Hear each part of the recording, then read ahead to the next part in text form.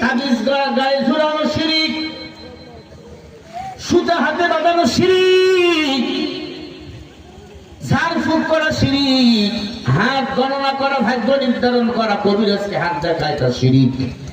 এটা কুফরি। কুফরি যারা করে আল্লাহ তাদের মাফ করে না। ও নবীর উম্মত, আমার দিক তাকান, ভালো করে গভীর মনোযোগ দিয়ে কথাগুলো শুনে নেন। উটের খামারের মালিক মান্নাত করেছে, আল্লাহ আমার বান্দা উটগুলো যদি বাচ্চা দেয়, কিছু দুধ আমি আলীকে খাওয়ার জন্য হাদিয়া দেব। বাচ্চা চাইছে কার কাছে?